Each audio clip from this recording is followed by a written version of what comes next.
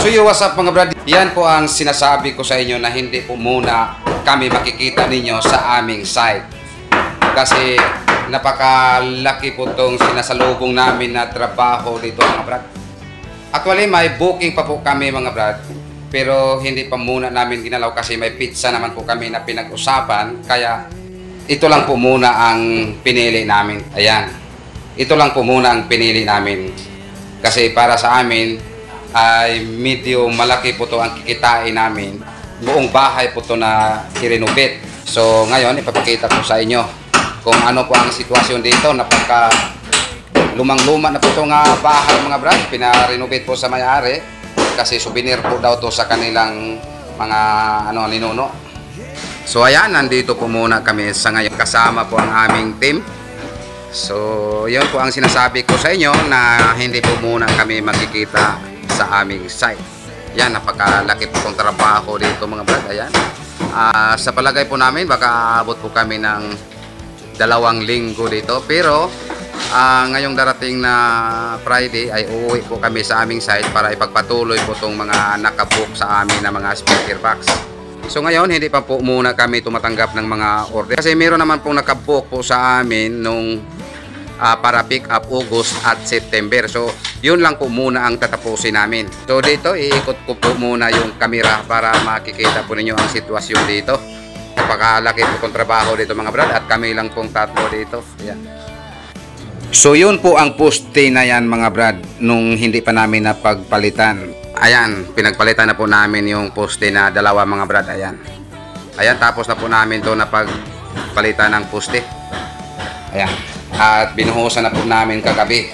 Ayan. So ngayon nandito lang po muna kami mga 2 linggo at uuwi po kami minsan sa aming site. Pero ngayong Sabado mga brad ay uuwi po kami sa aming site para tatapusin po itong mga nakabook sa amin yung sinasabi ko nung nakaraan kong post, yung pick up August at September. So ayan po ang sitwasyon dito mga brad. Binaklas na po namin yung kisame. Ayan. Para makikita po yung mga butas-butas sa bubong.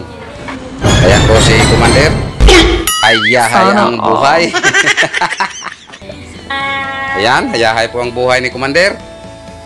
Napaka-relax po. Ito lang muna ako today. Ngayon, ipapakita ko po sa inyo ang sa labas. Ayan. Medyo may kalumaan na po itong bahay na itong mga brad. Ayan. Baka panahon pa itong mampor.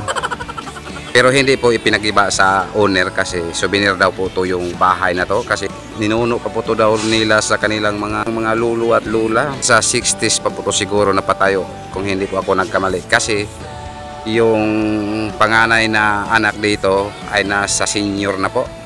Nasa 60 plus na. So itutur ko po muna kayo dito. Ayan. Yan. Yan po ang poste. Pinalitan na po ito namin. Bale 3 days na po may dito. Sinimulan po ito namin nung last Saturday. Tapos nandun po kami sa aming site. Pag Sunday, bumalik na naman po kami pagka Lunes. So ayan po ang binaklas namin. Para makita po ang mga sira-sira. At makikita po ang gusto pong papagpalitan. Ayan. Itong poste na to mga brad ay pinalitan na po to namin. Ayan. Patungo sa itaas. Ayan. Dami po kaming poste dito mga brad na pinalitan.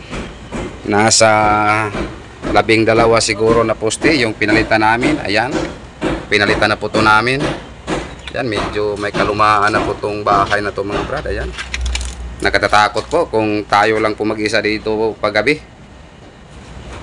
Yan, pinalitan na po namin yan. Mga poste na yan, pinalitan na po namin. Yan. Napakatakot po to dito mga brad. Yan, pinalitan na po namin yun. Ito pa, sa kabila.